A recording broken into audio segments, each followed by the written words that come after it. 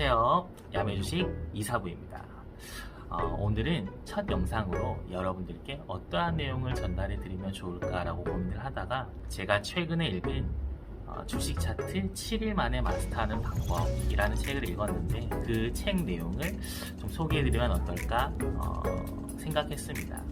그래서 이 책 내용을 7일 동안 제가 시리즈물로 한번 영상을 업로드를 시켜드릴 수 있도록 하겠습니다. 그래서 이 영상들을 통해서 여러분들이 주식 공부에 도움이 되셨으면 좋겠습니다. 첫 번째 이 책의 내용은 0일차부터 7일차까지 나와 있습니다.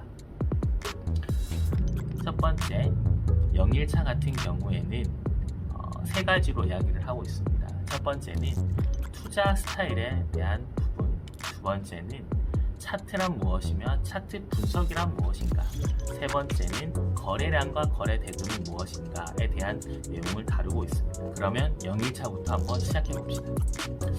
책에서는 이야기를 합니다. 초보자일수록 주식은 차트부터 시작을 해야 한다. 차트를 통해서 해석할 수 있는 부분은 생각보다 많습니다. 그래서 먼저 차트를 통해 매매법을 배워야 하는데 이 차트를 통해 매매법을 배우기 전에 기초부터 정리하는 0일차를 시작하겠습니다. 첫 번째는 주식의 스타일입니다. 주식에는 많은 투자 스타일이 있습니다. 개개인의 성향에 따라 또는 상황과 환경에 따라서 또 많이 달라지기도 합니다. 그래서 크게 세 가지로 나눌 수 있습니다.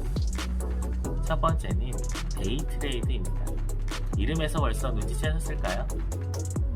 주식을 사고 파는 흐름을 하루 안에 끝내는 투자 스타일을 이야기합니다.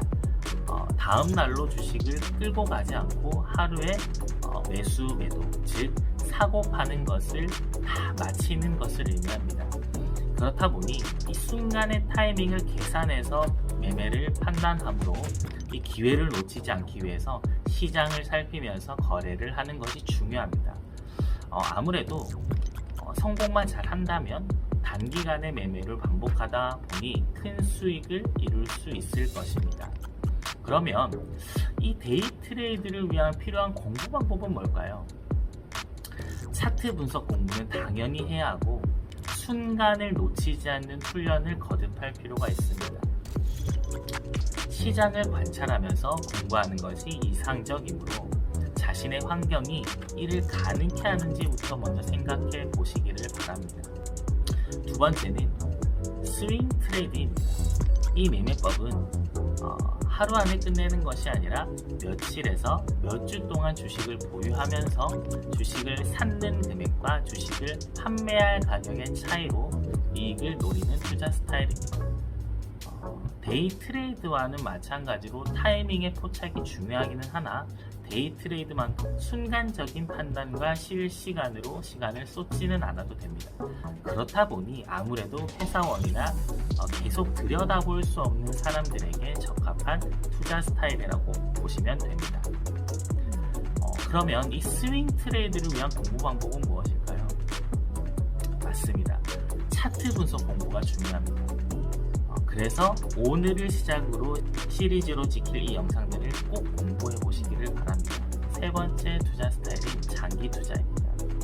이 장기 투자는 많이 들어보셨을 것입니다. 가치 투자라고도 하는데요. 이는 투자할 그 기업의 결산이나 재무제표, 성장성, 시장성, 사업성 등을 조사한 후 투자하는 방식을 의미합니다. 그래서 기업의 가치를 분석하고 투자하는 방법으로 주가가 내가 생각한 그 가치보다, 내가 알아본 그 가치보다 주가가 저렴하다면 매수를 하고 적정 주가까지 상승하기를 기다리는 전략이기도 합니다. 이유는 아무래도 주가는 순간의 세력의 힘으로 인해 혹은 어떠한 이슈로 인해 급등과 급락을 할 수는 있으나 시간이 지나면 적정한 수준으로 돌아온다는 것이 사고로 깔려있는 방식이라고 볼 수 있습니다. 그래서 그 기다리는 작업이 아무래도 있다 보니 기간은 몇 년에서 길게는 10년 이상까지도 주가 상승을 기다리는 경우도 있습니다. 그럼 이 장기 투자를 위한 공부 방법은 무엇일까요? 아무래도 기업을 분석해야 하다 보니 재무제표 보는 법과 기업에 대해서 공부하는 게 중요합니다. 이 세 가지의 투자 방식이 있고요. 두 번째는 차트 차트 분석이란 무엇일까요? 사람들이 차트가 중요하다고 하는데 차트는 뭘까요? 과거의 주가를 시간 순으로 나열한 것입니다. 차트 분석이라는 것은 이 과거의 주가의 변동들을 보고 앞으로의 주가를 예측하는 분석 방법이므로 무시할 수 없는 부분입니다. 이를 테크니컬 분석이라고도 합니다. 이해를 돕기에 예를 들어 볼까요? 학교 시험 점수라고 가정을 한번 해봅시다. 어떠한 한 학생이 재작년에는 80점을 받았고 작년에는 85점을 받았습니다. 그럼 올해 받을 점수는 몇 점 정도가 될까요?